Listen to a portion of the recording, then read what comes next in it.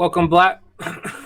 Welcome, Black to blah blah blah, my friends. Waterdeep, the city of splendor, the crown of the north. Last we met, you guys were pretty proud of yourselves, or at least people around you are indicating you should be proud, having completed a entry and exit out of Blue Alley, a very famous endeavor for would-be adventurers, up-and-coming famous people trying to make a name for themselves. And I don't think Mert played it up very much, but people do meet their demise in Blue Alley. So, and you did lose two friends, but you don't know actually ever found out what happened to them. So, you found comfort in after the struggles you endured in Blue Alley, found comfort at Charles Skull Manor, and spent at least the next day pampering yourselves in the two bathtubs and the very nice amenities at your residence. And that's what Rhea, Joanna, and Aldous were doing, basically taking advantage of kicking back in the manor. And in that time, Donovan and Harlow went on a little excursion, and they can tell you about that. But find yourself 2 days later here in the early spring. The weather is hit or miss in the springtime in Waterdeep. It could, like in the beginning of the spring, it actually was a snow blast came in. But for the most part, the rest of these days are beautiful for moments at a time, and then the rest of the days is filled with fog and fog that rolls in off of the ocean around Mount Waterdeep, settles on the city. And a lot of the spring is like that. You get from snow to rain gales to just foggy days like today. And that's where you're at now. Charles Skull Manor. I'll actually turn the lights on in here. What time of the day is it? Noon. All right. Then I guess I'll see if I can gather everybody for dinner or lunch. I mean, You can do that. You hear as you come downstairs, or when you come downstairs, you would hear maybe you pop down in the morning for something to eat, because you know Kala is working full time with her friends. That's another thing. Kala Hilltopple has brought in more of her halfling family to help out in the kitchen, because there was room on the roster to hire more individuals, and she had family that could fit the bill. yeah, I'll hustle up her cousin, Roscoe. Roscoe. The others, have they come down yet from upstairs? He finishes chewing something in his mouth, wipes his hands off, throws a rag onto the counter. I don't know. I'm busy working. I don't follow your friends around. If that's what you want me to do, I'll start doing that instead of all the crap that needs done around here. Got you. Is are Kelsa and Danica, are either of them here? Yep, right back there. All right. I'll fetch one of them. Danica, I'll approach her. Danica, if you can take a few moments, you know what? Don't worry about it. Focus on lunch. I'll go upstairs and knock on doors and rouse everyone. She says, "Me aims to please. What could I do for you, sir?" prepare something for lunch for the myself and the rest of the union? Oh, it's no problem. Why didn't you say so to begin with? Please don't hesitate. I'm here to help, Thank you. Donica says. You've been very helpful. Glad to have you on board. I'll fetch the others and leave you to it. And I'll do And that. I'll knock on doors and try and get everybody to join me downstairs in the tap room for lunch. all right, I'll put you on the map here if I can just wrangle in my. I'll pull Harlow. Oh, you're on there. You're in Yeah, there. I'll pull Harlow out of my little satchel and put her on the table. Okay. She's on her. She's in her guinea pig form, I assume. Keep trying to fix your mic, though, Harlow. Don't give up. All right. Well,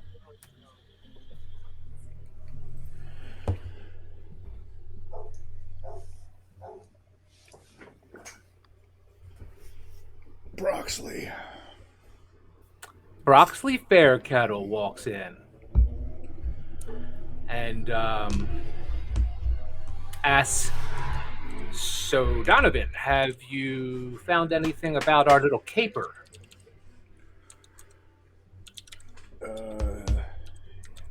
And he motions his hand to his coin purse on his belt. I was a bit busy yesterday. I haven't had a chance to look into all of it, but I'm going to do a bit more digging. I wanted to include the rest of my friends in trying to help me resolve that matter. So they're going to join me for lunch if you want to join us as well. Oh, I'm busy, busy, busy. I just stopped by to make sure things were running along here. Wish I heard better news on that front, but we'll take it a step at a time. You're going to put some measures in place to look into it? Or should I? Well, what can you do? He leans into you, like raises his one eyebrow, looks both ways. I could plant a spy. And looks over his shoulders. Yeah, so let's do that. I mean, let's do that. Consider it done. Oh, We'll have to come up with a name. Have to keep it all on the up and up. Actually, put him on your employee list. We'll have to come up with a name. Maybe you can let me know what you come up with. Come up with a code name for our. And he looks both ways for our spy. I'll come up with something. Let me know once you've figured out who that's going to be, and I'll meet with them with the others first, if that's all right. Of course, it's all right. Good. I appreciate your help in this, Broxley. An excellent job with the sign. I can't wait to show the rest of them the fine work you did. I'll keep you updated, and let me know what the coffers look like at the end of this 10-day, would you? I'll be checking them daily. And he throws his cape on, waves his hand into the air over at the bar area, and says, "Good day, Liff," and walks out the front door. Calla then walks up and says, "Ah, Mr. Donovan, we got the new menu." And she holds her little halfling hand out to you and shows you. She's beaming, so proud of the work she did on this menu, and rightfully so, because it is. Halflings know how to eat. Oh, look at that. Wow. We're going to.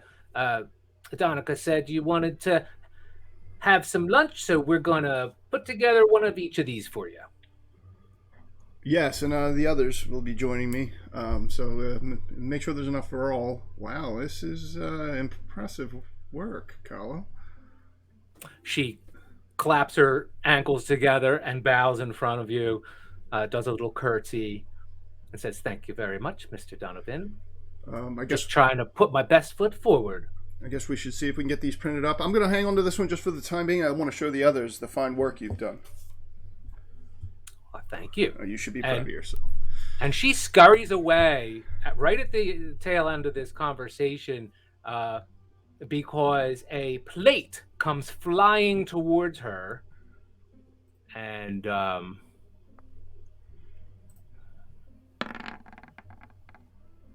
barely misses her. And it flew from out of thin air from over at the bar area over towards this table and smashes on the floor. Kala, oh, are you all right? Yeah, yes, and she just keeps running. She says, "Yeah, I'm all right." I'll I'll put the broom and the dustpan next to the chair that I have roped off over by the bar, and then I'll walk back over and sit down and see what happens from there. Wait for the others to arrive. All right. Aldous, is it one of these? At noontime. Yeah, I was gonna say, I'm imagining probably I stayed up really late last night looking at my grimoire that I was gifted mysteriously by my unknown patron.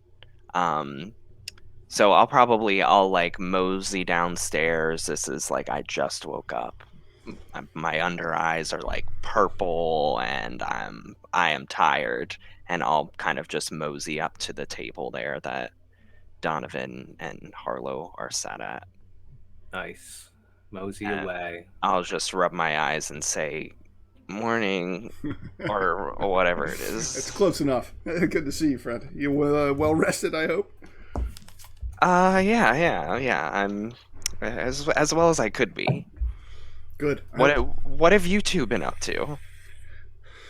That's a story that I want to tell all of you. I've taken the liberty. I'll show them the menu. I've taken the liberty to have lunch as soon as Joanna and Rhea join us. Well, there's something I want to show all of you first, and then we'll enjoy a lunch here, and I'll hand them the menu that Kala gave me, and she prepared all of it for us so we can try everything. So Wow, this looks great. I mean, all the best restaurants in town, they're going with this minimal aesthetic. I like it. I actually have recipes for all these, by the way. So if and when. we'll see you soon, DM. And then I hear Donovan come knock on my door, and I'm already awake. I've just been awake, so I let him in, and yeah, I let him know. Yeah, I've been awake. I've just been here resting, and just reading, waiting, and I go to wake Joanna up as well, just to make sure that we can all go downstairs and join the rest of the party. Hope I didn't interrupt your prayers. No, I was just reading for leisure. Ray has definitely interrupted my peaceful slumber. I'm a very cranky person when I'm tired, but I'm ready to go down as well. Nice. Yeah, let me just find your tokens and make that happen. As soon as I see Rhea and Joanna enter the tap room there, because down here you have to go through. You actually have to go out the back door around the structure, right, and then in through the front door. That's right. Okay. Well, as soon as I see them pass by the window, I'll scoop Harlow up off the table and say to Alice, "Here, come on. I want to meet them at the front door. You got to see this." I'll pat him on the back as he comes around the table.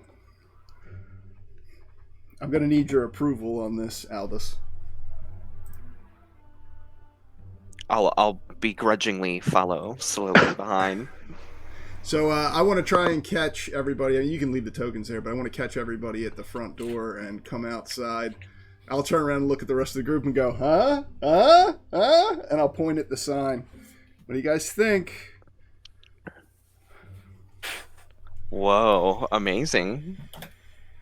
Lift your spirit. Well, Liff is, I've discovered Liff is actually our, the haunt that has been throwing plates and cleaning up of late. Your friend, and I'll point it out as, Liff? That's his name. Oh, it's... Oh, okay. I found his journal upstairs in the attic.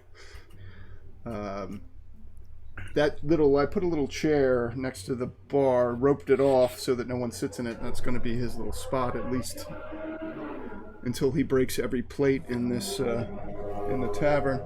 But the name was actually something Broxley had sort of helped me come up with. But more importantly, he's been stressing our need to come up with a name for our group. And seeing as Aldous, I think that you've kind of hold us all together here, and the reason we're here, and it would honor, I think, me if the rest of the group wouldn't complain that we recognize that in the name of our group. Well, what do you suggest? You're talking about me. I hold you together. All of us, yeah. You're so I've met you, and through you, I've met the others, and I see us as a union of such, bound to grow or shrink with time, but always a family. And this is the name that, recognizing, I saw your father's and mother's bookstore, and I thought it had a bit of a ring to it. Do you approve? Sure. What was the name? Blackwell's Union. Sign says home of Blackwell's Union. I sort of rub my eyes. I'm like, I think I lost the ability to read. I'll look at the others and see, anybody have any concerns about that? I think it does sound nice. It's a great name. I approve. Joanna, Rhea? Yeah, I've sort of just nodded, walked straight back in, waved my hand. She loves it. Looks good. Walks in. She loves it. And your parents are going to be so happy with this, Albus. I'm sure of it. We'll have to bring them by and show it to them later. I'm not sure how my dad would feel about his name being associated with a union. Well, but I think the fact that his name is used at all, I think he would be happy. Actually, it's kind of a play on words, the union thing. I mean, we're not officially licensed through the city, but Broxley did say that we may, because we use that terminology, we may be entitled to some benefits here in the city. So, my father would definitely like that. So that's one of the things that we were working on. Lunch. Let's go have lunch. I'll go in with everybody and hopefully all gather around the table, and I'll show the menu to Rhea and Joanna as well, and put Harlow back on the table. Didn't forget about you, Harlow. I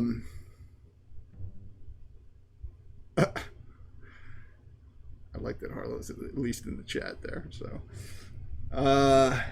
So I know you all had something you wanted to do, and I've pretty much got most of what I wanted to do done yesterday with Harlow. I'll lean over and scratch the back of her little head between her ears, and then we had a conversation about the concerns that the Magist and Protectors Guild noted when we were there last, if you recall. Oh, I'm having difficulty remembering. Well, Relaxing for you. She had thoughts on her mind about Xanathar's guild. It turns out she was little more than a courier for the guild, and I don't think she's putting any of us at risk. As a matter of fact, I would say that she's wholeheartedly part of the family. So my concerns about her perhaps being here for some other more malevolent reason are not concerns for me any longer. I'll pick up the picture that Harlow drew, and I'll pick it up and show it to Donovan, and I'll be like, could a malicious spy create this?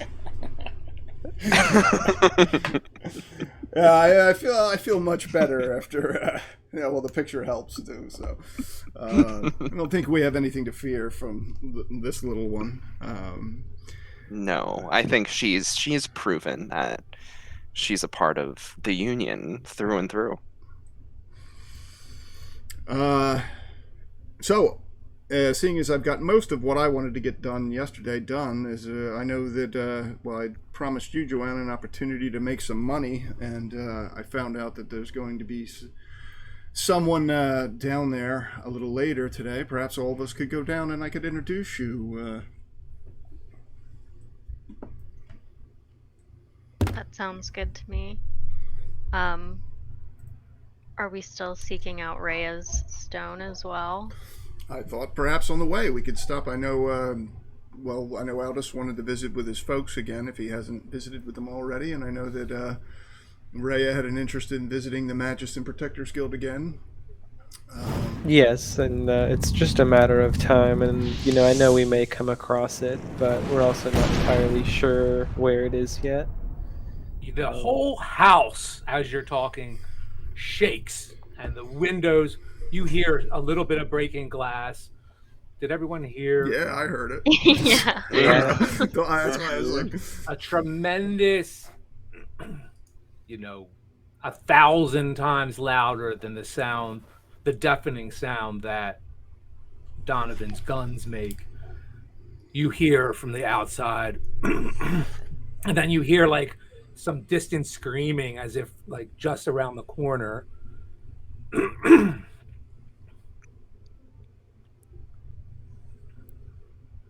So anyway, more tea? I'm gonna jump out. Where did it come from? Did I get any kind of a direction? That way. Is that way? I'm just We have to drinking go my outside. drink unaffected. You think just maybe not from this direction?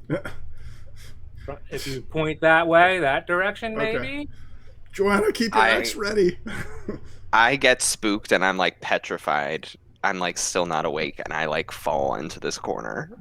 I feel like I'm just like desensitized to war noises at this point, so I'm kind of carrying on until someone tells me otherwise. I definitely want to go outside and see what that was. Okay. So I'm gonna go outside and check what happened.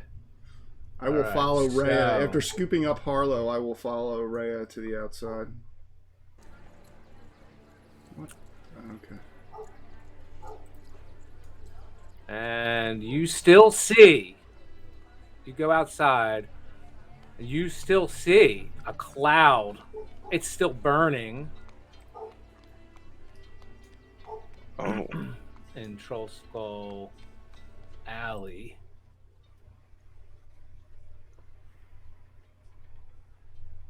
And you hear people screaming. People are coming out of the backs of their businesses to see what happened. Someone's doing like this. You see a lot of people in this area around where that fireball is, and little bits of edges of all these buildings right here are like on fire. You do see bodies on the ground, at least 2 from this perspective so far. What the fuck? Holy shit. And you see 2 children who came out. Donovan and Rhea and Harlow. Rhea led the way, though. So this child runs up to you, Donovan, opens her mouth as if she's screaming, and no sound emits. That's not Nat, is it? It is Nat, yes.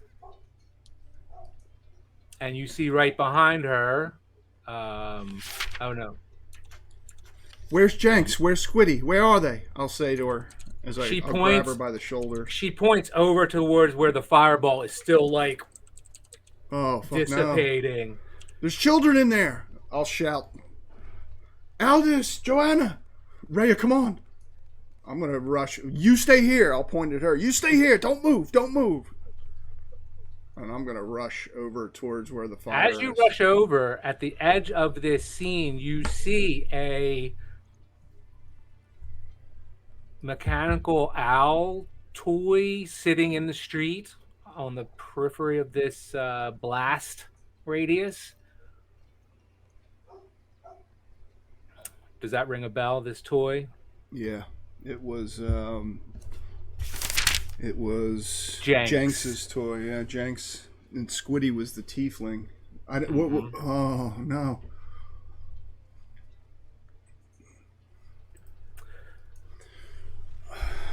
We're referring to the 3 urchins that Donovan and Harlow have recently befriended.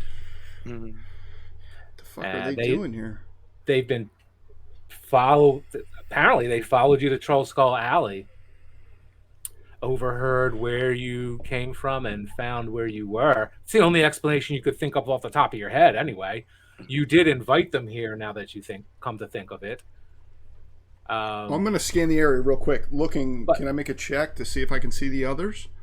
Do an investigation check, and you see tears streaming down Nat's face as she continues to open mouth scream with no sound. I was gonna roll, but I guess I don't need to. You can roll. Yeah, you should roll if you're going to actively participate in checking out this scene. I'll shout to the others. There's two more children. They should be here somewhere. The owl, it belonged to the child. One of them. You see Fala LaFalere walk out the back of her business. Oh, she's on the map. She looks very concerned. She's on the map over here too. Just so Fala looks very concerned. I rolled an Arcana to see if if there's something magical. It was a fireball. Hmm. And there's a Donovan. So you immediately recognize with your 20 roll, there are a dozen people laying on the ground. Is the fire still burning? Just on the edges of the buildings. Okay. Oh man. So I think that this came from a magic user. Magical in its origin for sure. So I'll sort of I'll run up to Donovan and place my hand on his shoulder, turning him around and say, "This was magic. This was a fireball. This was not a normal explosion." And you see all those red spaces are people laying on the ground, apparently. Oh no. Hopefully not dead, but just at glance, some of them are dead. You see blood. You see a limb separated on, you don't know what it belongs to. Donovan, you look back over at that toy sitting on the ground, start instinctually scanning for Jenks, and you look up and you see he's passed out, hanging on a sign, as if maybe the fire blast blew him up there. Wait, on Fowler's shop there? No, he is right here on it's a tall sign. There's no sign on it, but it's a tall post to hold a sign. Oh, I didn't see where it was. It's just where his token is. Right. I can't tell which one is his. Yeah, and it is difficult to tell people from. Oh wait, gotta get rid of this. I think he's right. Is it this one? Right here. You're not. Yeah, he's not on the map. Oh, is this? Oh, there he is. Okay, I see him. All right. I'm gonna turn and look back at Aldous and. Can you find the wizard that did this? Can you see him? As Donovan says that, I'm going to sort of run around to this alleyway that lets out onto Delzorin Street and see if I can see anybody running away or any commotion or something like that. I'll do an investigation as well.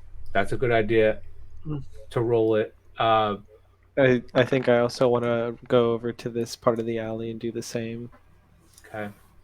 And Donovan, I'm going to try and help. You notice on two two of these individuals so far you've seen on a sleeve that was pulled up. You see a insignia tattooed on them, a circle with a flying snake on it, on two of these individuals. You see another individual actually rouse. Of the 12 of these, one individual is obviously not dead because they are rousing. Hmm. And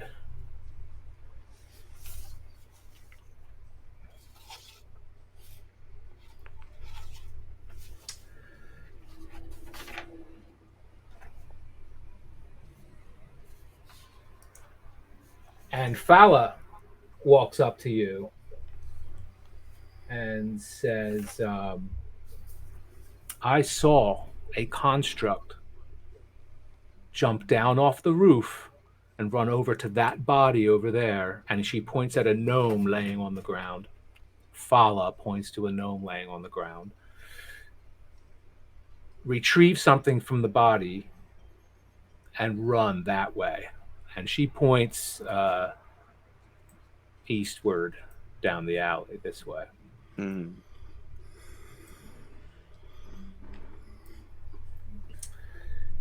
A machine was mechanical.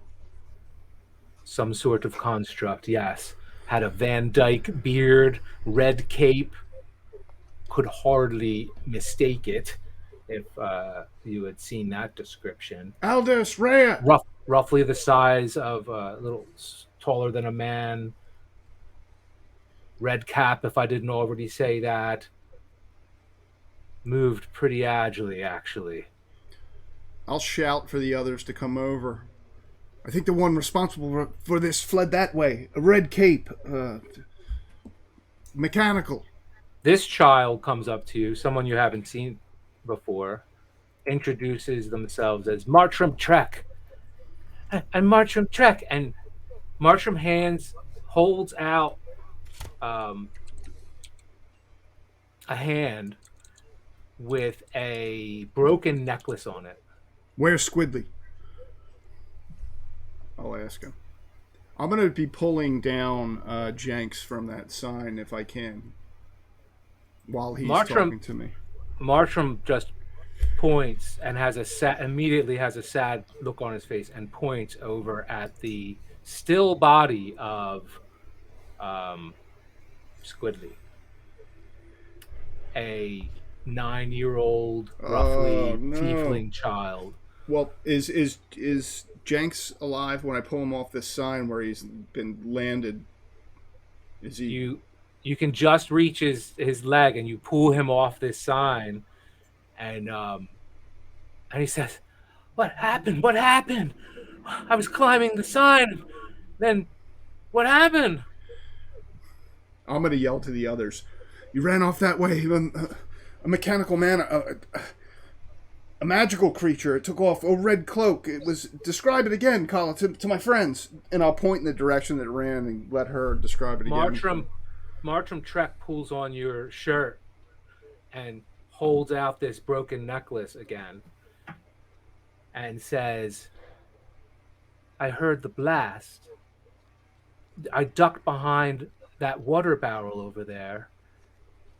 And then I heard this fall into the water barrel. And it's a kind of like a gold thong with two beads on it. It looks like they're off center, like there were other beads on this. I'll grab it. Thank you, Mark. And I definitely want to ask if he's okay. Martram Trek?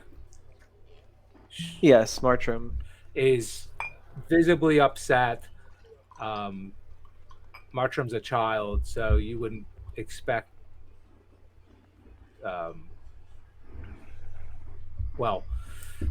does not seem to be handling it well, other than delivering that information in a very matter-of-fact way. When not talking to you guys, Martram is breaking down and crying. And you see Nat run over and hug Jenks and starts to pull Jenks over towards Squidly. And you see that one gentleman that no one else is stirring, but there is one gentleman that is like shaking his head. He's getting up, and looks like he's getting his bearings. Where's Squidly? Which one is he? Squidly is in the midst here. Let me find Squidly. Right in here somewhere. Let's see if that's him. Yeah, that's Squidly. As soon as Nat runs over, I'm going to check him. Is he alive? He is not alive. That you can ascertain, it does not look alive. Along with 10 or 11 other individuals that aren't moving on the ground. Raya, can you help him? You hear high-pitched whistles of two different pitches coming from two different areas of the from beyond the alley. As if they're triangulating or communicating to descend upon the scene, is what you would assume based on your previous experience with the town. How the town watch or the guard might respond. I think even though all the commotion is going on, I definitely want to try to help and heal him. So I want to cast Spare the Dying on him to at least stabilize him. On the child? Yes. You can still try it, but you do think your attempt will be in vain. The damage to this, short of raise the dead or some other arcane magics that puts tissue back together, you won't be saving this child. But the effort, saying a prayer seems appropriate. Yeah, well, I make my attempt at least, and try for a minute or so, and realize to no avail, and say a prayer, and Excellent. hope he's at peace. So one person, this person comes over to the group of you. You guys stand out in a crowd. There's a bit of an authority that you bring with your adventurer status, so people do automatically kind of like turn to you in the absence of guard, I guess. There's no guard or watch around, so I guess. And this person comes over and says,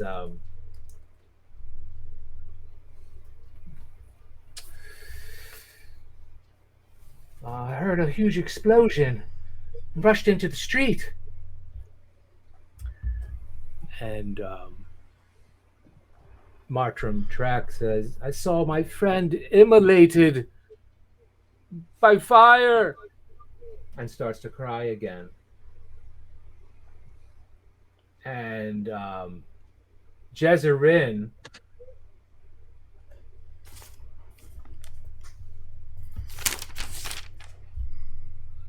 also backs up the story of the figure who was on a rooftop,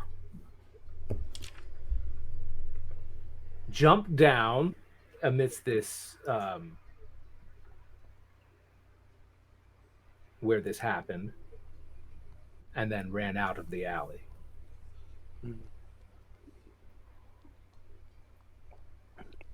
I I moved to the east here just to see if I could see anything. I probably, since we've been talking, this person or this construct is long gone. But you didn't see a red cape or red hat, which is what you would look for. There's a lot of people in the street. At about 50 or 60 feet, there's actually fog starts to obscure a bit with this spring weather. It's pretty windy too, so and not that dipped out easily. They may have, yes. And you're not used to like tracking people through the city, but if you were, Yeah. you would assume if there was a trail, it's being obliterated by the foot Mhm. traffic.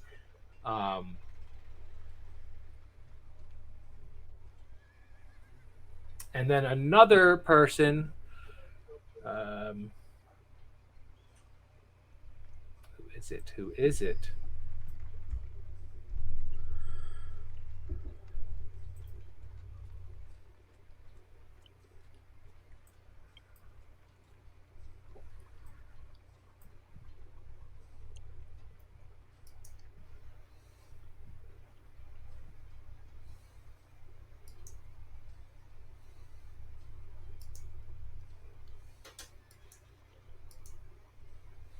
Oh, it's none other than Vincent Trench, the owner of the Tiger's Eye, um, steps out into the alley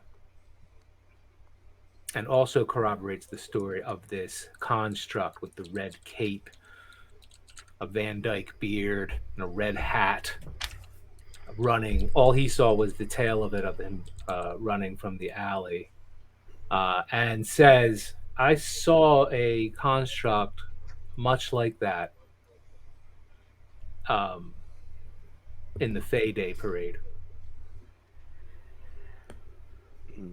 But I'm assuming I would know what that is. It's a What is the Fay Day parade? Fay Day is a holiday when the um, when the Fey world is believed to be at its most vulnerable or most accessible from the prime material plane. It's a celebration of that closeness of the Fey world to the prime material plane. And Mm. not many people even know that. You know that, but a lot of people do know that it's a holiday and people celebrate all sorts of different ways, Fey Day. The city supports that celebration attitude by supporting, having parades, getting people, cheery. So you have heard of the Fay Day Parade. So I'll sort of interject and say, wait, so you've seen this construct before, or something like it, you mean? I can't imagine there's another like quite like that. And it was in the parade. It was, if my memory serves me right, um, it was the entry in the parade by the Temple of Gond. Mm.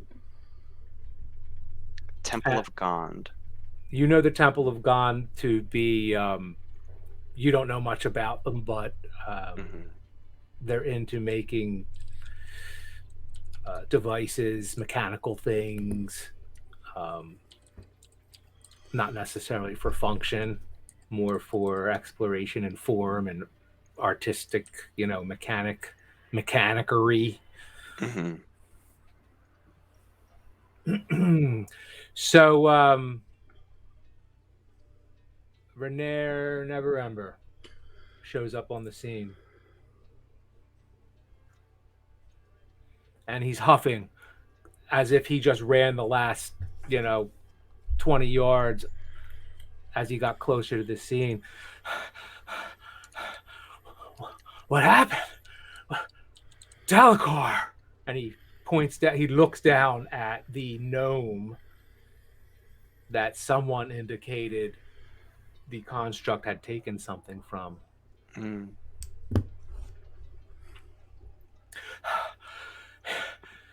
He told me to meet him here. Or, I'm sorry, I told him to meet me here. He said he had something important to give me. Renair, how do you know this gnome? Dalakar has been following me for many months, and it stopped about 2 weeks ago. I don't know why. I thought he was just keeping tabs on me for my father, which he probably was. But there must be something more to the story now that I see him dead. Oh, Dalakar. The witnesses say that this construct took something from Dalakar, you said. Do you know what that might have been? What was he giving you? He said he had the Stone of Galore. I'll immediately turn to Rhea and like sort of do What? like a little like eyebrow thing. Apparently, it's key to what people refer to as Neverember's enigma. And apparently, there's more to the story than even that. Um, I'm surprised the layers of the onion keep peeling back, even at this late stage. I've been dealing with this for many months. I'm very tired of it. And this gentleman, where is he? I can't see amidst all the dead. I'm going to start removing the dead. Bring out your dad. Actually, a couple of Fala and Vincent Trench start actually they grab a couple of blankets. They're trying to pay like respect to these dead people and pull them aside. And there's other people that you don't know doing the same. Excuse me while I pull them aside and reveal my NPCs amidst this. I'm gonna call to Joanna. Joanna, and then I'm gonna turn and look at Rhea and say, "Thank you, Rhea, for trying to help this little one." Of course. Can I grab a blanket from one of them to cover this child so that Jenks and Nat don't see him? You see this gentleman. I'm so sorry. I didn't answer your question. I didn't hear you. Say it again. I'm so sorry. After thanking Rhea for trying to rescue the orphan, I'm going to grab one of the blankets that they're covering or moving dead with to cover up Squidly so that the other two orphans, Jenks and Nat, don't have to see him. Charmed.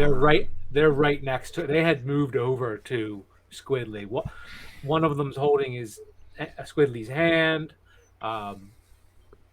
and Jenks is just like crying, and Nat would be crying too if any sound emitted from her vocal cords. I'm gonna try and use can't and just say you're okay, like you're gonna be okay. I'll like give her the can't symbol for, and hopefully some sign like translates to. I know she speaks through sign language or whatever, because I know can't uses some sign. I'm gonna try and just say to her, you're okay, and ask Harlow, and I know you can't say it, Harlow, which is saddening.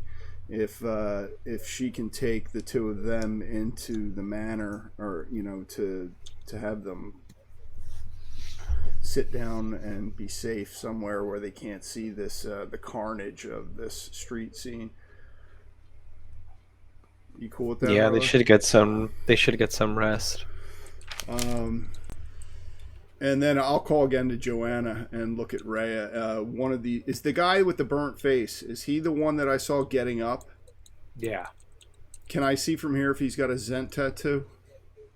You cannot, and you rolled pretty much anything you asked me. I'm going to roll into your natural 20 investigation check. So you do not see a Zent tattoo, although you must admit that on the bodies they're in different places. Could be anywhere. Yeah, it could be on his chest, on his back, whatever. You also don't recognize him, but he's burnt on his face, and he's obviously disoriented. And you see him saying to you see Fala say, "Who are you?" And he says, "Erstal Floxen." And she goes to tend his wounds, and he looks like he's going to walk away from the scene. He might be disoriented. No. I'll call to Joanna again. I'm gonna stop him.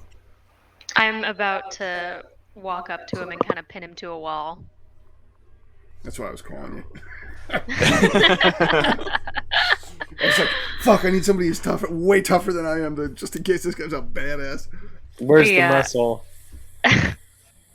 So as he's starting to walk away, I'm going to kind of pin him to the closest wall and be like, hey, where are you going? Why are you leaving? Who are you?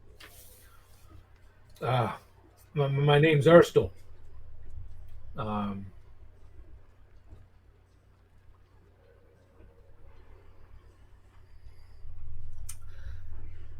I came to Trollskull Alley in order to, and he like looks over at one of the buildings. He's going to the bookworm. I don't know what happened. There was just a bright light and a lot of heat. I'm pretty sure I was knocked out.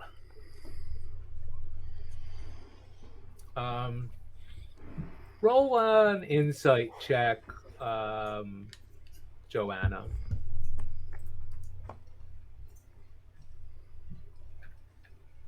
Oh, so many rolls. Oh, Donovan, 25. That was my investigation.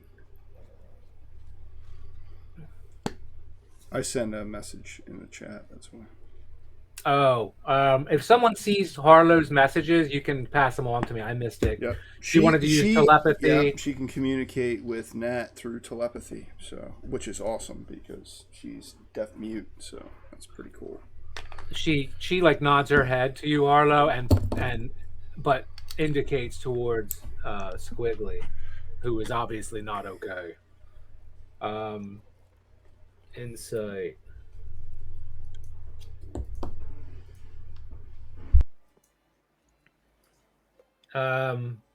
Your insight suggests he's not being entirely truthful. Something seems fishy about him. I'm going to kind of pin him down harder in hopes of intimidating him a little bit. You can roll a charisma it's an check. Intimidation check under or skills. Intimidation, right?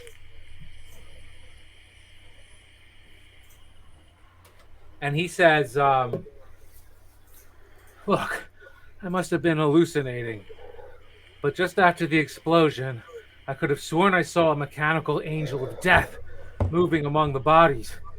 I thought he was going to come for me next. But then it turned away and ran.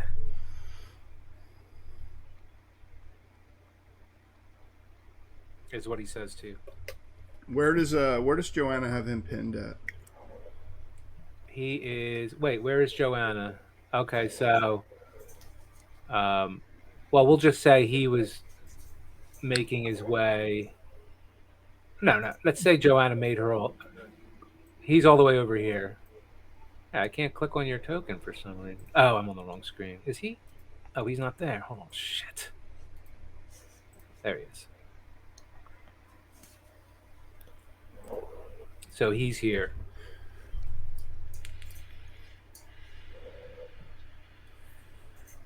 Yeah, I'm imagining because he was walking away, we kind of crossed paths. Oh, okay. So, yeah, that makes sense. So yeah, let's put him right here. Right at the corner here. Okay. There you go. And you hear those whistles fast approaching now. The guard or watch will be on the scene, you would assume momentarily, because they're sounding close. And people are still they're bringing over buckets of water, pouring them on the corner of these buildings. There's almost a person for every dead person, like holding their hands, putting blankets over them. A lot of concerned citizens coming to their aid. Not much to do. It's more for everyone else's well-being that they start tending the scene, because the dead are the dead. A couple people do position themselves in between the children and what's going on, because it's pretty horrific looking. Yeah, if Markham can go with Harlow too, I'll ask Fala to kind of corral him over there. But I want to walk over. I'm gonna look at Aldous and Rhea and kind of give them the side eye, motion like with my hand to come closer, and I'm gonna walk right over to where Joanna has this man pressed up against the wall. I'm gonna look back at Donovan, Rhea. I don't really know what to do with him. He's talking about an angel of death, a robotic angel of death. That could be the construct that we were told about. We should maybe ask which way it went. But I don't know. This guy seems fishy already. So take that with a grain of salt. He is. You're Zent. I'll whisper loud enough for my friends or the others to hear me, but not so loud that the people moving bodies around can hear it. You're Zent. I'm not a common man. This is going to end poorly for you. Can I try and intimidate him? Yes. 15. And then I'll point it at Joanna's axe. I've been to several weddings myself recently. Is that what brought you here? I'll ask him in camp.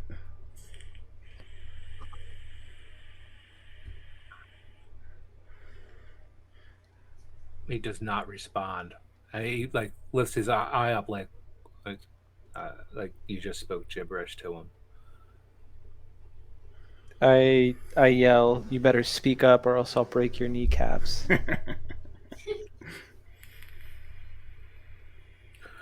Listen, I told you what I know. I don't know what to tell you. I gave you my name. You can give it to the guard. You'll stay here for the guards. What can I do to help? You'll stay here for the guards. They're coming. What did he say his name was? Erstal. Yeah, Erstal. Do you have a last name that goes with that? A family name. I'm trying to put on a tough face. Gad, I'll just roll your intimidation. Let's see it. No. He's got that Addams Family intimidation going. It's like I can't. Oh, you're not Okay. even. No, I'm gonna do it. Oh, Yeah, it was almost a good. 2. It was 15. almost a 2.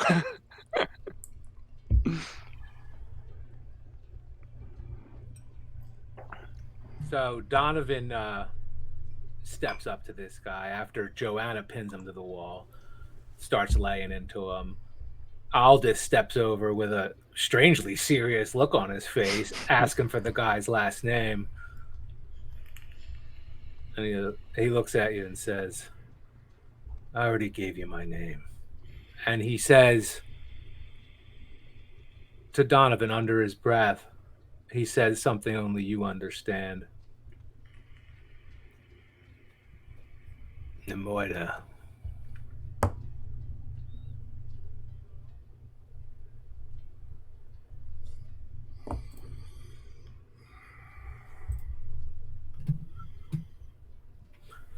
Can you share that with me in the chat, or there it goes. Yeah. Okay.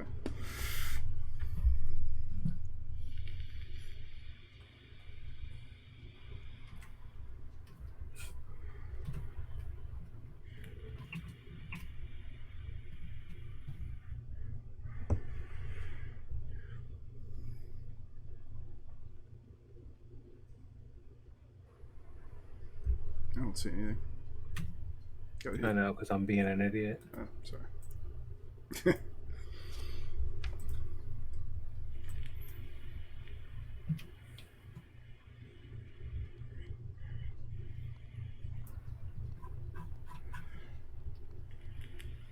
Oh, yeah.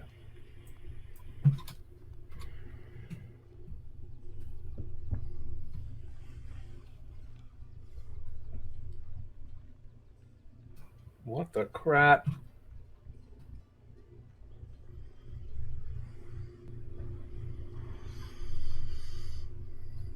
think Whisper's like backslash or something like that.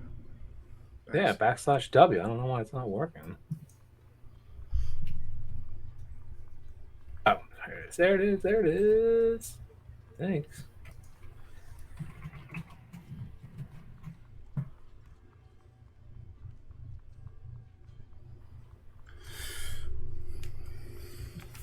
We can let him go. I'll look at Joanna and I'll smile at her and be like, I know where to find Urstel. And he shoulders off your arm, Joanna. Oh, you can punch him though, Joanna, if you want to. I'm like fully ready to. I kind of want to go for it. We're not gonna let the guards take him? He starts backing, like sidestepping away from you guys. I know where to find him. All right. And you hear let those. him go. You hear those whistles. If you want to bitch slap him before he leaves, feel free. I kind of just want to do like Do it. Give him a little poke. Okay, I want to punch him. Yeah, punch him. Punch his beard off. Do I have to do And any yell, checks he for better that? Like he better watch his kneecaps. Or can I just do it? Yeah, you can just roll that. Or a strength check? It's I think it's just a straight. Is it a straight roll to hit, DM? He's moving away from you. You could lunge at him there, Joanna. Go ahead. Feel free. Just give him a slap. Do one of those like. And you see guards move into the south of the entrance to the alley, as well as the north to the entrance of this alley here. And they start taking command of the scene. There's at least 15 guard between the two entrances to this alley. I mean, proper entrances. There's many ways to get into this alley between every building, but these are the main. If a carriage were to come through the alley to back in goods to one of these businesses, they would come in here. And well, as they're coming in, does Joanne get a chance to take a poke at this dude? Yeah, did you throw it? Well, here I'm looking at the. I just want to make sure the melee attack unarmed is on page 195. I believe, Joanna, all you need to do is roll a single d20, and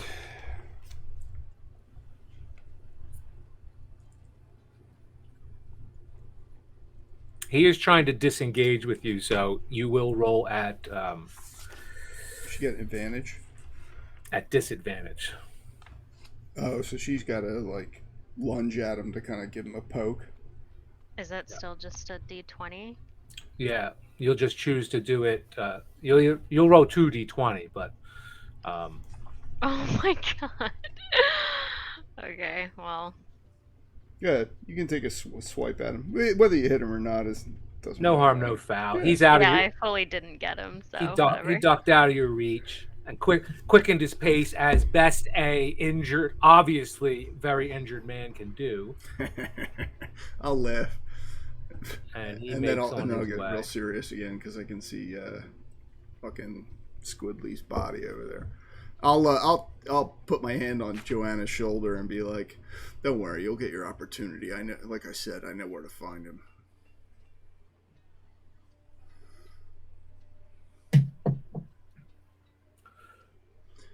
All right, so the guards arrive.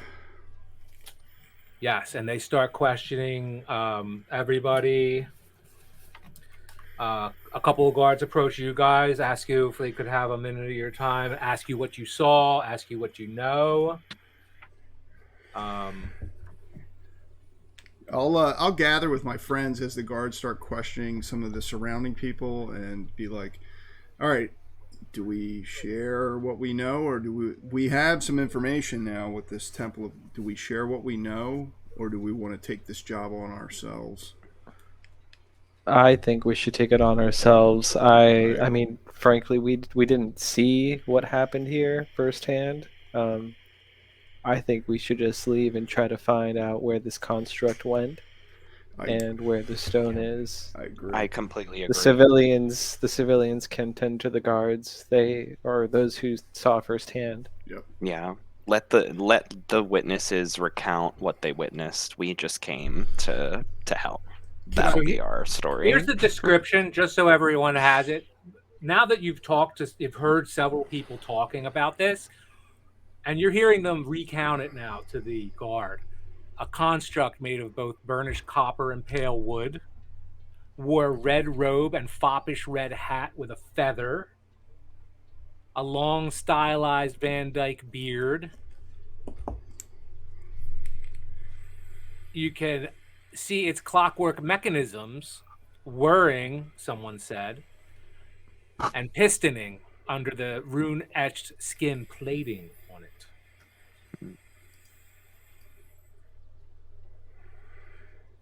Also, so other things you heard people saying, and I'm just giving you this so I'm imagining you're thinking of what you would recount to the guard, but you won't. But you hear all these things being said to the guard. Heard a huge explosion, rushed into the streets, saw a friend immolated in front of their eyes in the heat of the flame on their face.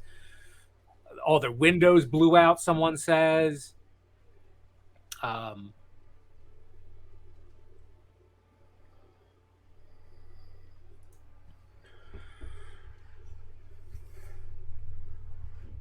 Donovan, did you take the broken necklace from Martram? Yep. Or who was that? Yeah. Okay. Yep. I'm going, as soon as the guards are coming towards us, I'm going to stand like real close, face to face with Aldous, and pull out the necklace. And I'm going to say, put this in your pocket. It may be the source of what happened here. And the last detail that you hear reiterated is that it left eastward out of the alley, that construct. And let's see here. Then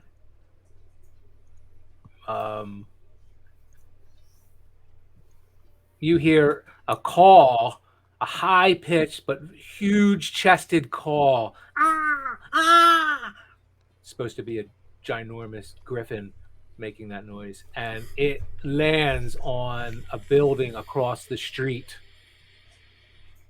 Right here. Damn, they called out the SWAT team. And then you see an even larger force of constables show up, headed up by none other than Seth Cromley and Barnabas Blastwind, people that you know. Barnabas Blastwind. He's from the Magician Protectors Guild. Mm-hmm. And Seth Cromley, we met him. Scribe. Okay. And they catch it. They see you as they roll up with about 20 guard. Pretty sizable force, very intimidating. These aren't like people pulled from civilians. These are trained guards. So each one of them is dangerous. Anyway, Seth Cromley and Barnabas Blastwind catch your eye and walk over and ask you what you know. I'll sort of step forward, I guess, being like kind of the representative of the group, at least from like their point of view. And I'll sort of just like, I'll recount what the witnesses have told me, and I'll sort of put it in a way that, it's not exactly untruthful that we came to this. Tell me what you're going to leave out. How about that? Yeah. I'm going to leave out the information about the Temple of Gond, and like, who was it who said that they saw a construct at the Fayday parade? Like that, I'll basically leave out that conversation, basically. Okay.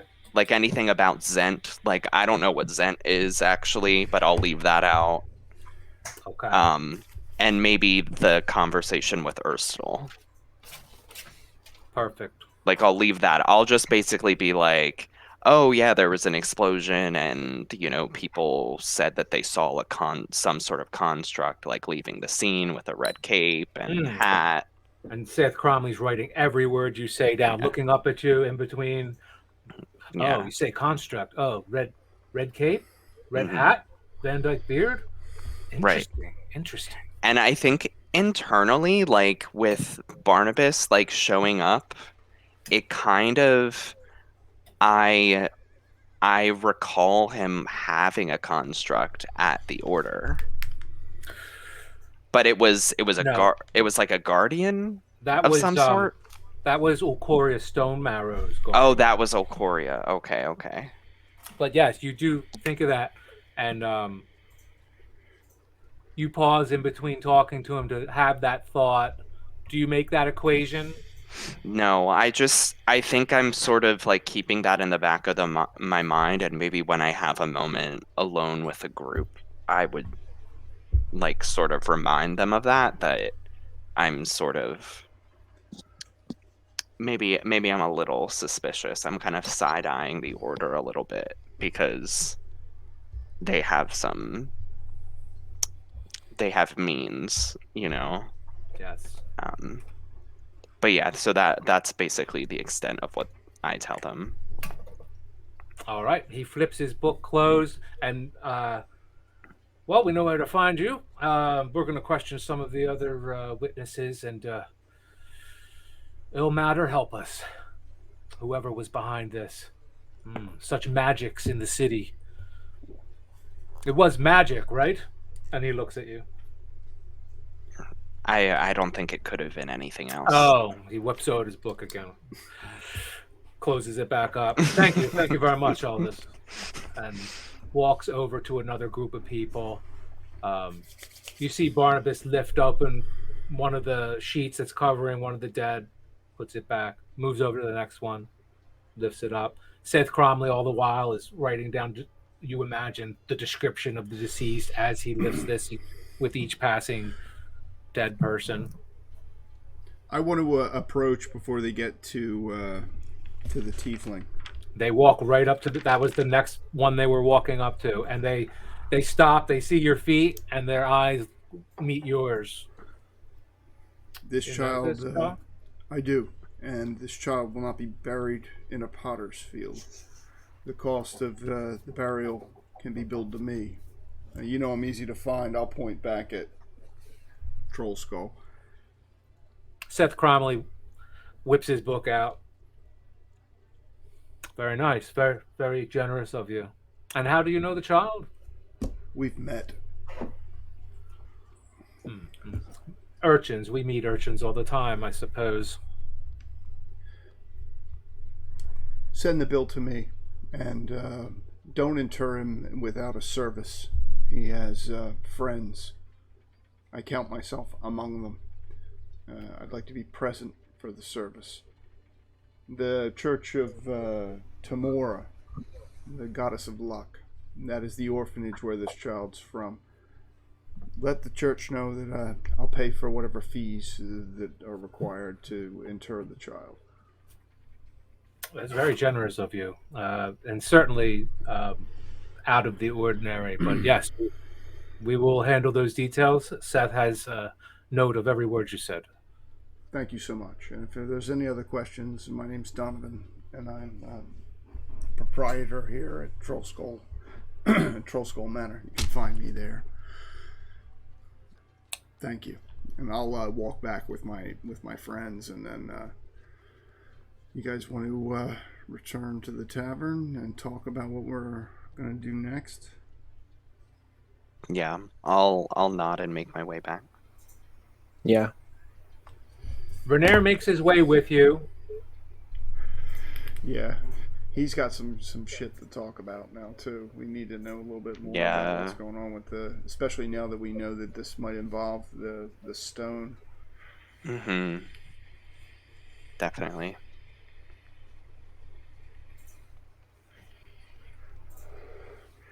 I'll pat Joanna on the shoulder too and be like, well done. You scared the shit out of him.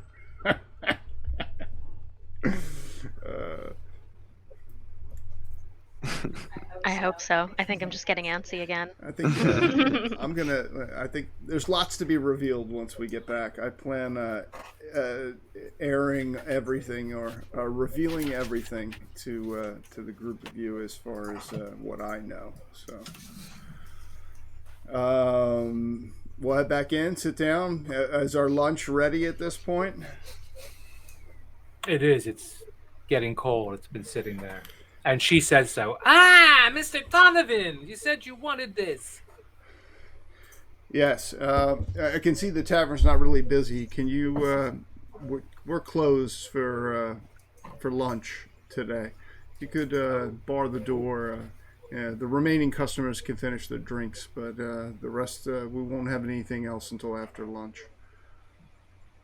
Okay, you're the boss. And we'll bring Rainier over with us as well to join us for lunch.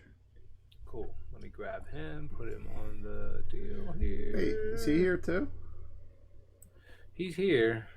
Oh no, he's not there. Where's Rainier? Well, he's there. And he continues to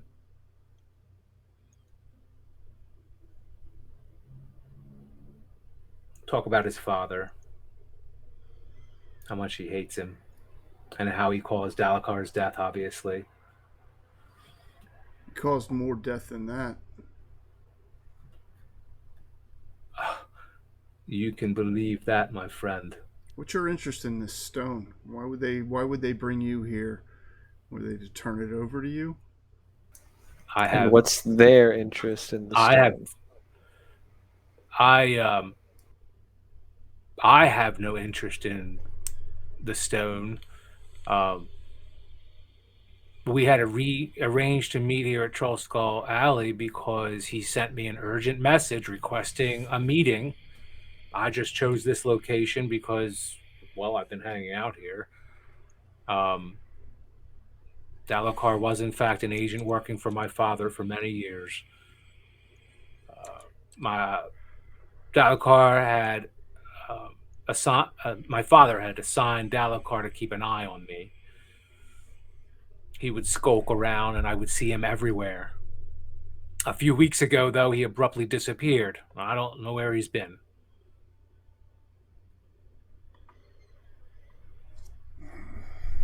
I don't know what Dalakar wanted. His message simply said that he was carrying something valuable from my father, a stone, was unable to deliver it, and was hoping that I would help.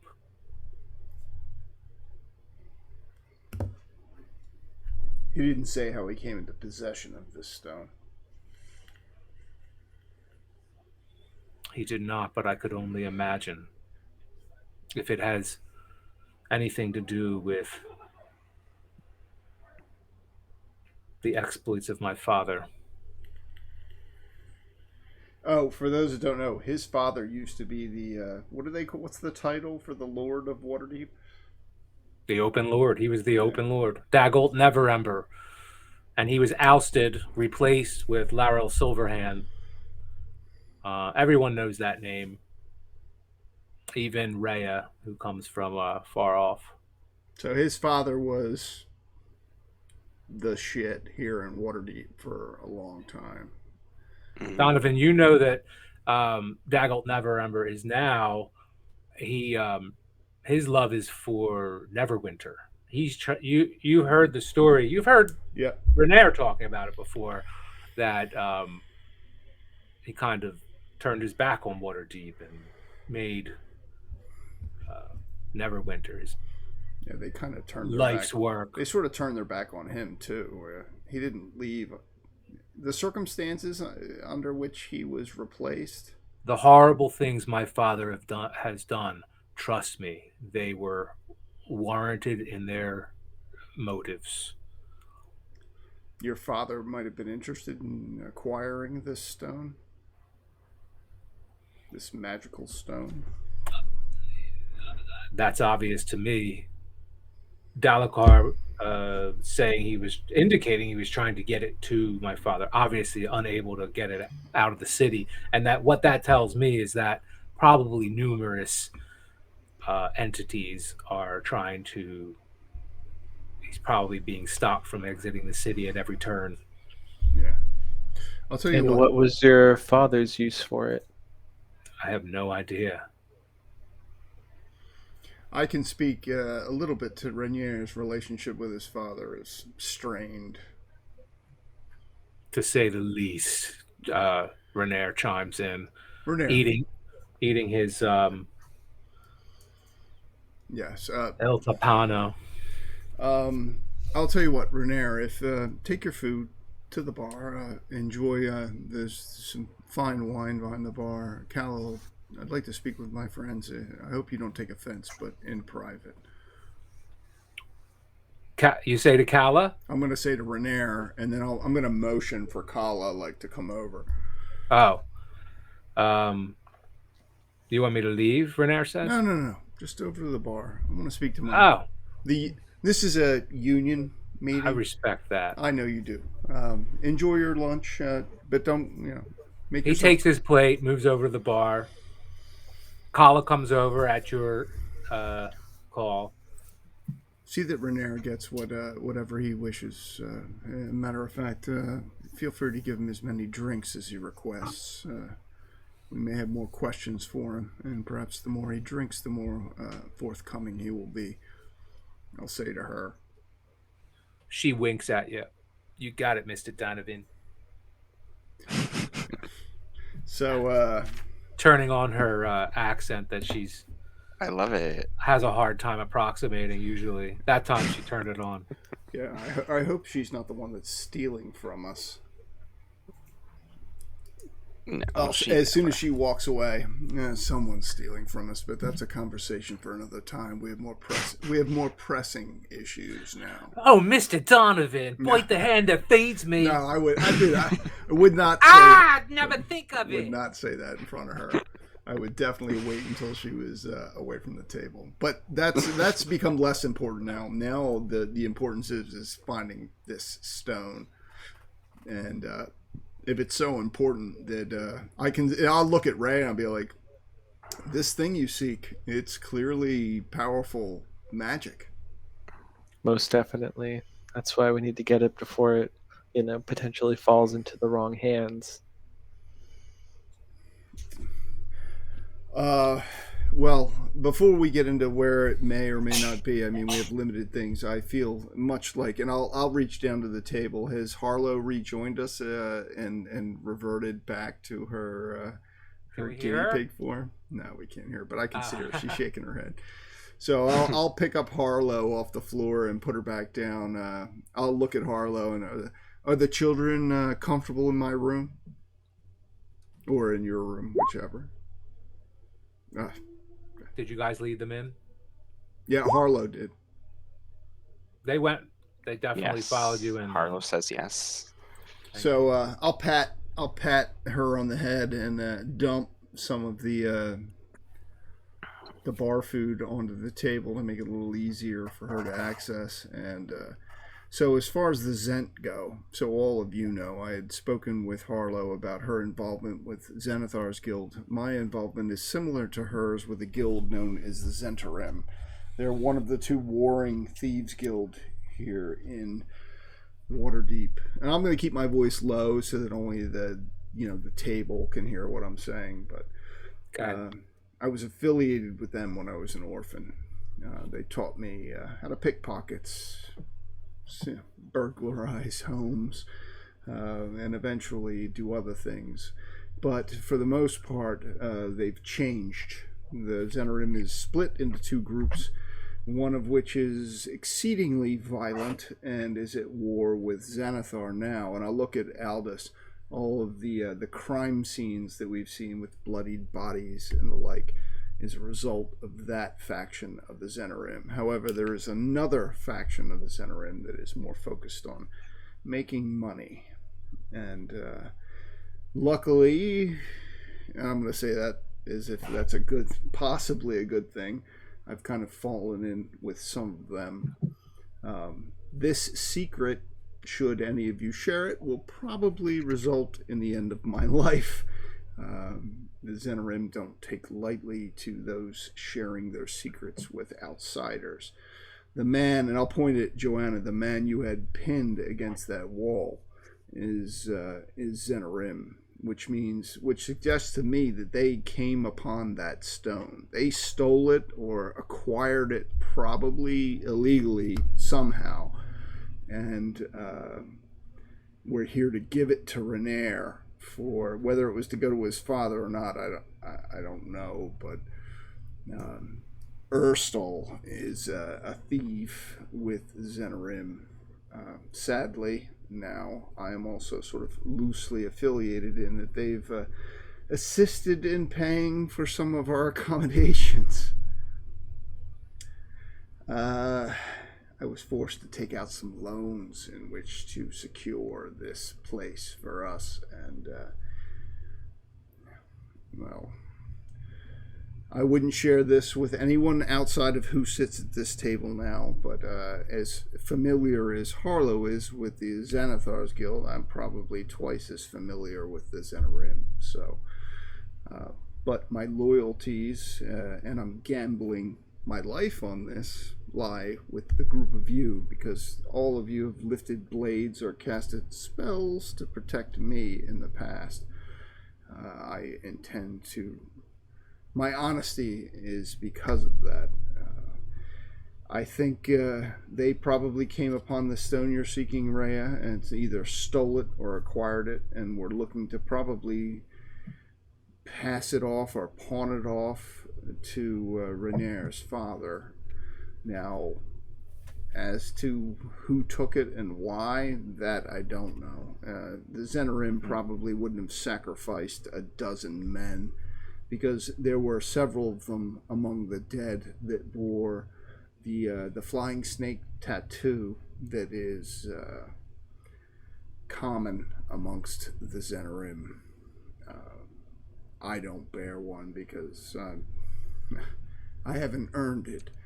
But those men were thieves, and clearly they had acquired the stone that you seek, Rhea, and that is how it came about. I just want all of you to know that my loyalty lies with everyone seated here at this table and on this table. I'll motion at Harlow. You're all welcome in my home, and this is me bearing my soul to all of you. Aldous, do you want to roll another Arcana check, or do you want me to use your standing Arcana check for information I'm about to divulge? I'll roll another one. I'll give him my inspiration. Oh, he doesn't need it. Nice. All right. Nice. You think about it for a minute. The description of this construct, Aldous, Mm-hmm. and based on readings, now you're putting it together. Doesn't quite work the way the construct that Ocoria Stone Marrow employs. Most likely, it was a construct called a nimble right. Most likely built by the technomancers of Luskan, and based on ancient Kalashite designs of the Shun Imperium. You've never known or heard of them to be seen in Waterdeep. And you know the Luskan technomancers have been reticent about sharing their secrets. And now that you think of it, you did hear that Bogentra Summerton, Lady Master of the Watchful Order of Mages and Protectors, is also known to have recently come into possession of one of these.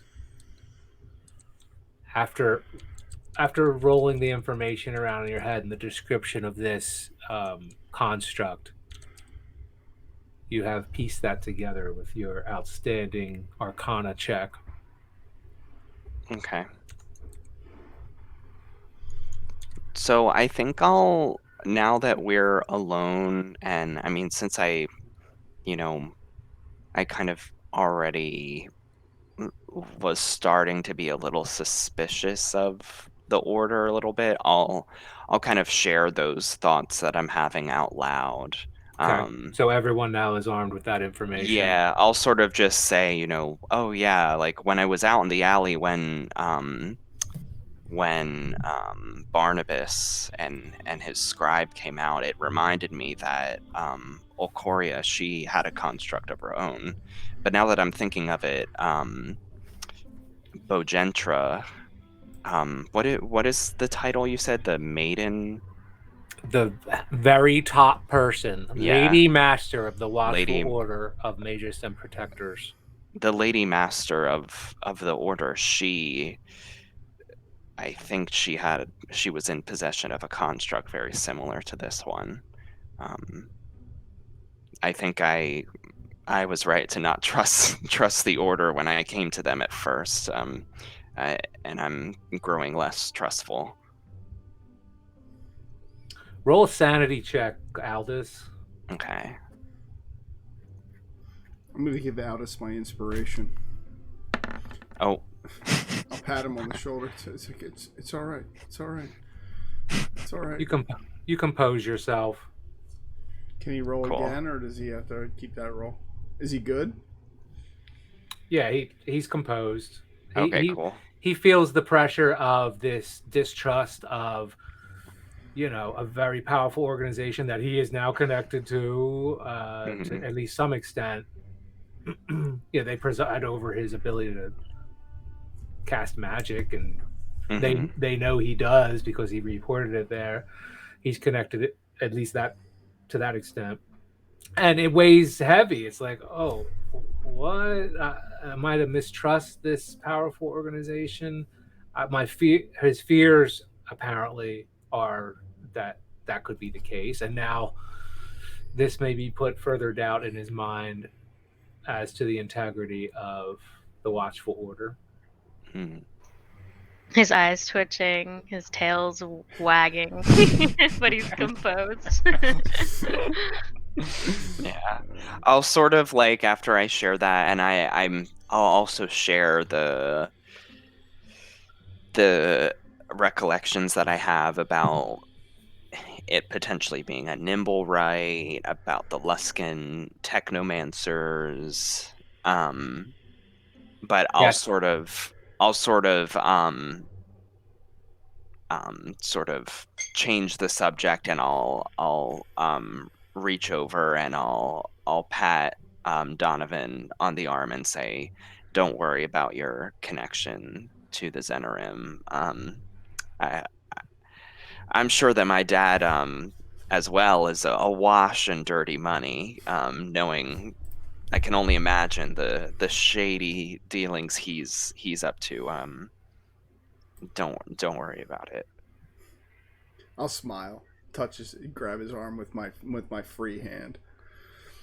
This is the closest thing that an orphan has ever had to a family in my 19 summers. So, at this point, after what we experienced in Blue Alley, I wanted to share with all of you what I know. And if any of you have questions, I'd be happy to answer. If not, rest assured that moving forward, I'll share everything with you. Just you.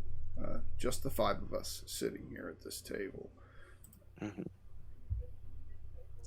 Well, it seems like the place to start would be the Temple of Gond. I'll look at Rhea. How badly do you want this stone, Rhea? I don't think it's a matter of how badly. I think it's a matter of until something bad may happen. I don't want anything bad to happen. We'll pay you, Joanna, I'll say across the table. I've already been in this for Rhea, but that would come as a plus. A sword arm like yours isn't cheap, so actually I've already been considering if the group of you are interested, equal shares in Troll Skull. Lift your spirit, home of Blackwell's union. If this is to be a union, then we should all be equal partners. I'm going to have papers drawn up so that if once this place becomes mine, it becomes ours.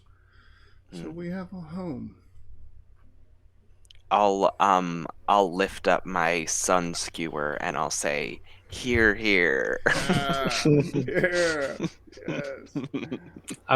The door opens to the tap room here, and a thin, very finely dressed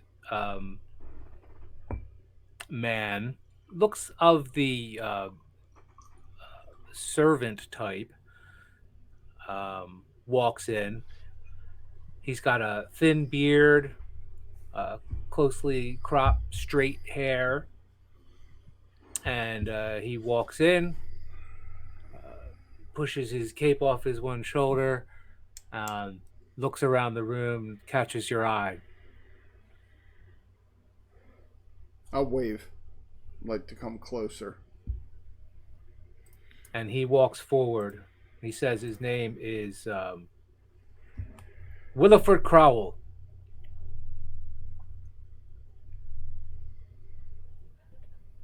I am housemaster for the Castellanters. Oh. They would like to request a meeting. Meeting with who?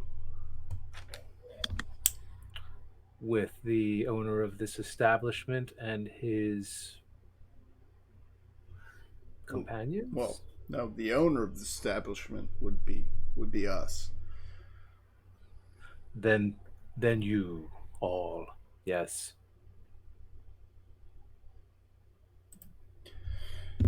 I'll look at the rest of the group. We've met the Castellanters before. Were you there, Albus? We met with the Castellanters. I don't recall. It was a Christmas sort of gala. It was a, No, he wasn't there for okay. that. No.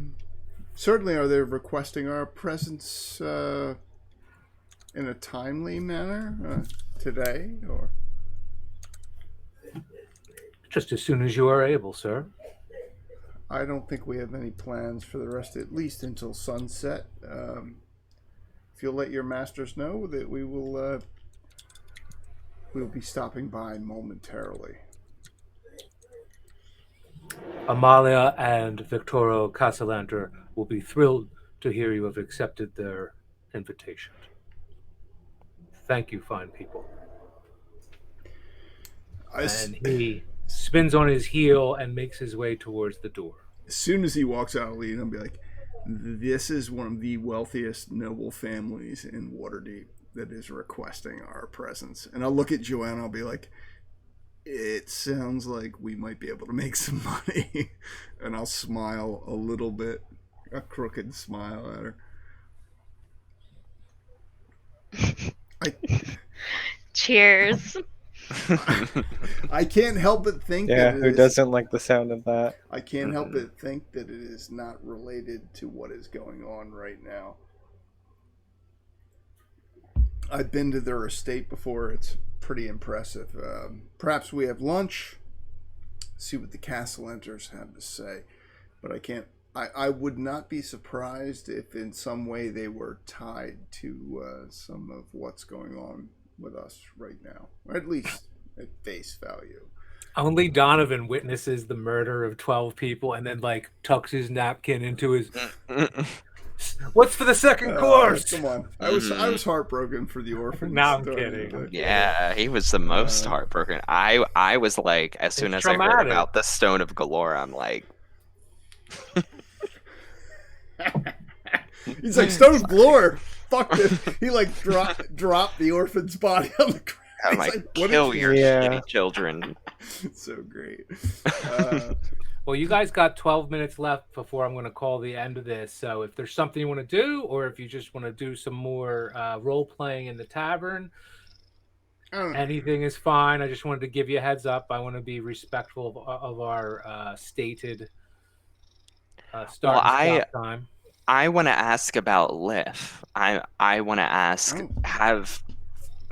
how did you tell me more about this diary? Have you spoken to this Liff? I will produce Liff. No, I haven't spoken to him. It was only through you that I didn't try and have a priest come in here and exorcise the spirit that resides here. But so that all of you know, our till was 60 gold light last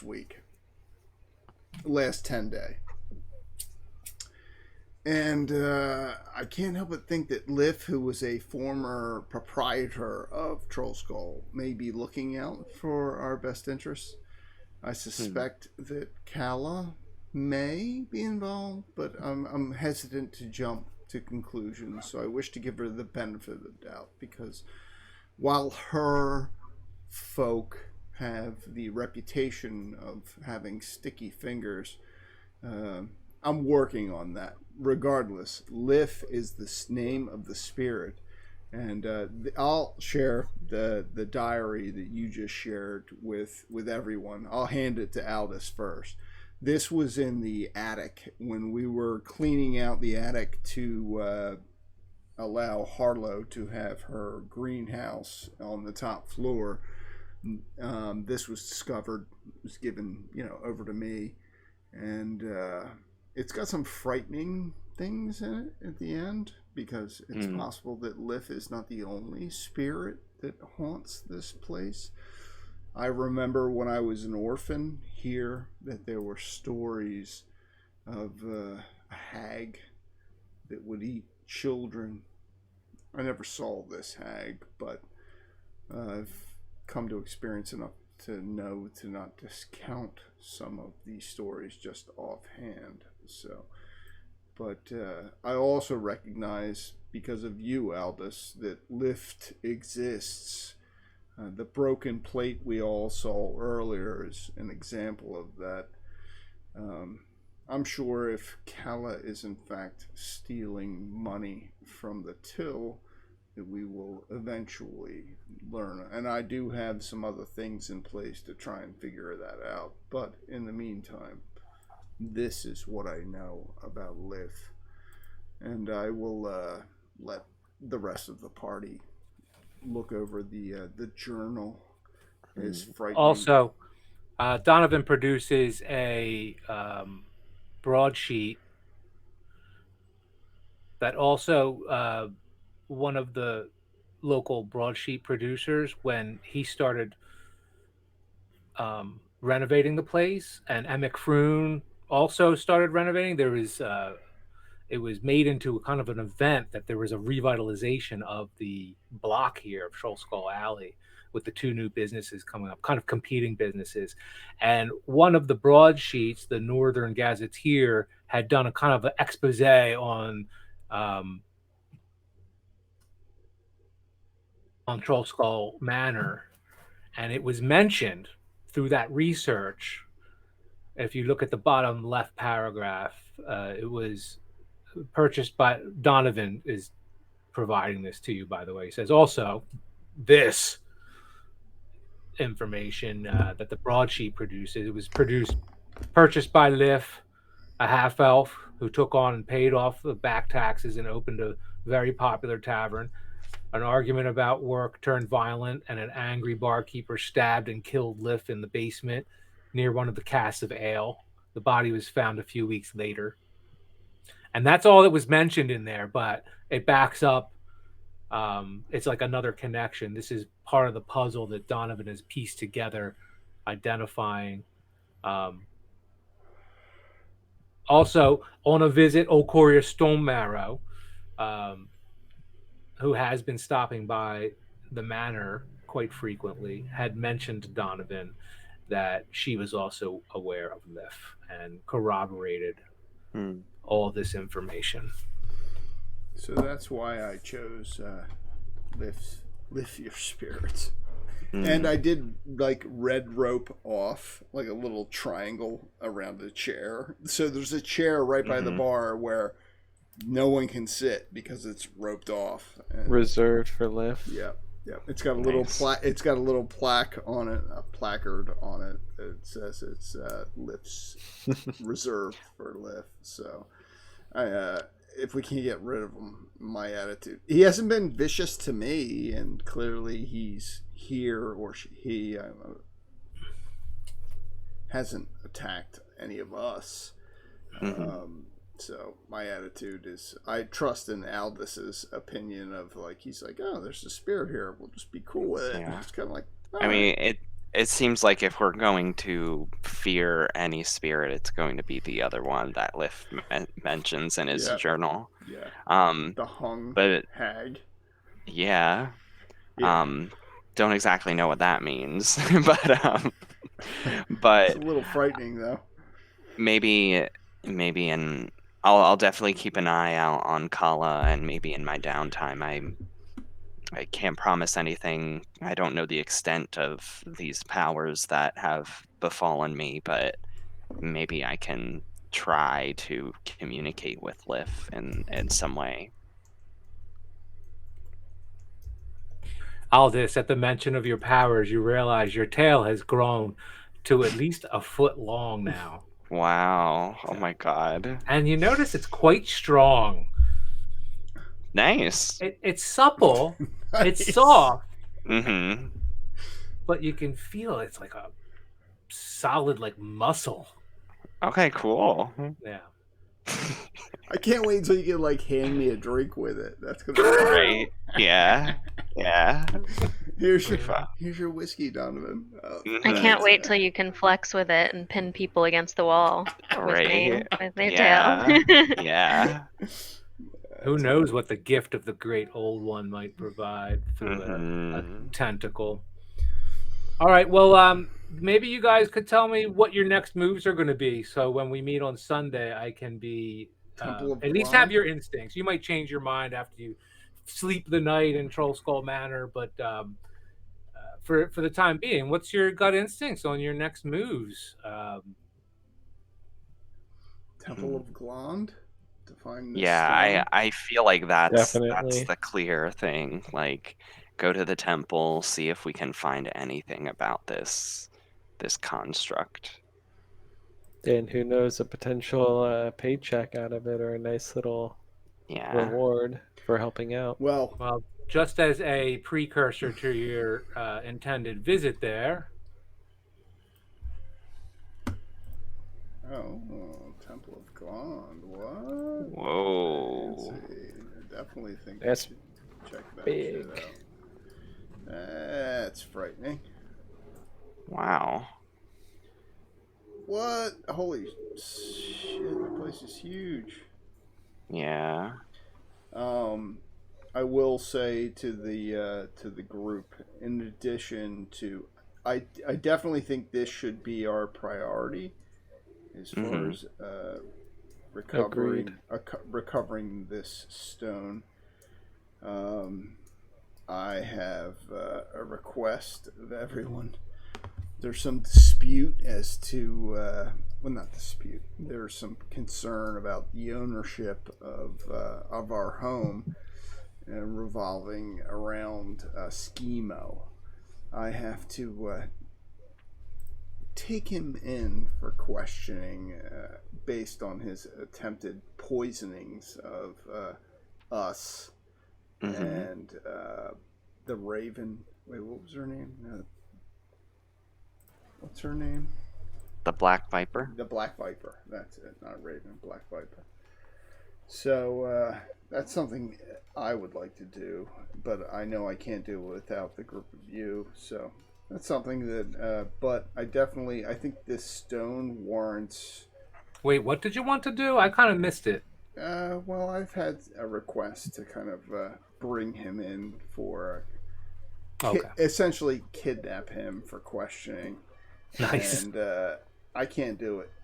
He's a mage of some power. I would say, Aldous, he rivals you in his ability. He may even be a more adept mage. And I'm only guessing at that because he owns, weird bottles, and he makes potions that are, have the power to do things unthought, be able to give you the strength of a giant or turn invisible, those kinds of things. I know it takes a mage of great power, as I'm sure you know. It takes a mage of wondrous ability to be able to do that. But he has unwisely made himself an enemy of the people that are loosely affiliated with me at this point. So that needs to be addressed. But at this point, I can weather, because of the success of Troll Skull, and we've done well the first, even though we lost money because I think someone's stealing money from me, from us, essentially, because this is going to be us. We're going to have to take it up with him to resolve that. Are you sharing the profits of the establishment with the group? Is that what you're saying? I will, yeah. Ooh, wow. Donovan made, did you tell him what you made in the last 10 days? Well, he hasn't been operating. No, I should have made nearly 100 gold pieces, but I only made about a third. So somebody's been stealing money. I don't know. I don't know who it is, but Broxley, I'm going to be bringing someone who's not affiliated with Kala into the inn as an employee to try and help me figure out where the money's going. I don't want to accuse Kala outright because I have no proof, but hopefully the next employee. Right now, the entirety of Troll Skull is only employs halflings. Like, we only have halfling employees. All right, well, let's leave it there for the recorded session. If you want to hang out and watch me drink the rest of this bourbon, that's cool. But I do. People might be needing to eat dinner or do chores, so let's let them go. I'm going to hang out for at least a half an hour. So love you guys. Great to have you back. Thank you so much. Yeah, thanks, guys. Love this group. Yeah. Thank you. Love you guys. Yeah, thank you. Thanks. Later.